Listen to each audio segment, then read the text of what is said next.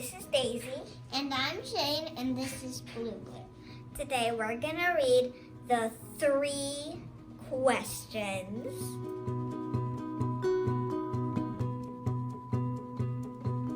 Stories come to life at playtime, story time. Follow your dreams at playtime, story time. Hi kids, it's me, Daisy. Welcome to Playtime Story Time. And here's my brother, Blue Blue. Hi kids, welcome. Today we have a special guest, Pandy, the panda bear, and Pandito. Isn't he cute? Hi children. Today we will read the Three Questions. Enjoy. The Three Questions, based on a story by Leo Tolstoy, written and illustrated by Jon J. Muth.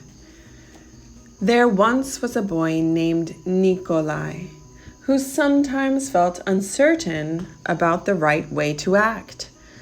I want to be a good person, he told his friends, but I don't always know the best way to do that. Nikolai's friends understood and they wanted to help him. If only I could find the answers to my 3 questions, Nikolai continued, then I would always know what to do. When is the best time to do things? Who is the most important one? What is the right thing to do? Nikolai's friends considered his first question. Then Sonia the heron spoke. To know the best time to do things, one must plan in advance, she said. Gogol the monkey, who had been rooting through some leaves to find something good to eat, said, You will know when to do things if you watch and pay close attention. Then Pushkin, the dog, who was just dozing off, rolled over and said, You can't pay attention to everything yourself. You need a pack to keep watch and help you decide when to do things. For example, Gogol, a coconut is about to fall on your head.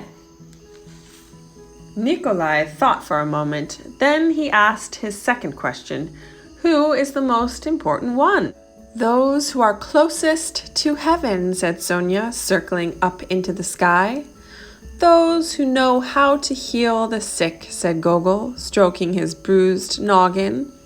Those who make the rules, growled Pushkin. Nikolai thought some more. Then he asked the third question. What is the right thing to do? Flying, said Sonia. Having fun all the time, laughed Gogol. Fighting, barked Pushkin, right away. Then the boy thought for a long time. He loved his friends. He knew they were all trying their best to help him answer his questions, but their answers didn't seem quite right. Then an idea came to him. I know, he thought. I will ask Leo the turtle. He has lived a very long time. Surely he will know the answers I am looking for. Nikolai hiked high up into the mountains where the old turtle lived all alone. When Nikolai arrived, he found Leo digging a garden. The turtle was old and digging was hard for him. I have 3 questions and I came to ask your help, Nikolai said. When is the best time to do things? Who is the most important one? What is the right thing to do? Leo listened carefully, but he only smiled. Then he went on with his digging. You must be tired, Nikolai said at last. Let me help you. The turtle gave him his shovel and thanked him. And because it was easier for a young boy to dig than it was for an old turtle, Nikolai kept on digging until the rows were finished. But just as he finished, the wind blew wildly and rain burst from darkened clouds. As they moved towards the cottage for shelter, Nikolai suddenly heard a cry for help. Running down the path, he found a panda whose leg had been injured by a fallen tree. Carefully, Nikolai carried her into Leo's house and made a splint for her leg with a stick of bamboo. The storm raged on, banging at the doors and windows. The panda woke up. "Where am I?" she said. "And where is my child?" The boy ran out of the cottage and down the path. The roar of the storm was deafening. Pushing against the howling wind and drenching rain, he ran farther into the forest. There he found the panda's child, cold and shivering on the ground. The little panda was wet and scared, but alive. Nikolai carried her inside and made her warm and dry. Then he laid her in her mother's arms. Leo smiled when he saw what the boy had done.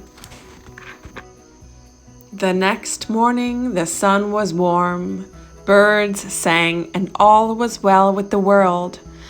The panda's leg was healing nicely, and she thanked Nikolai for saving her and her baby from the storm.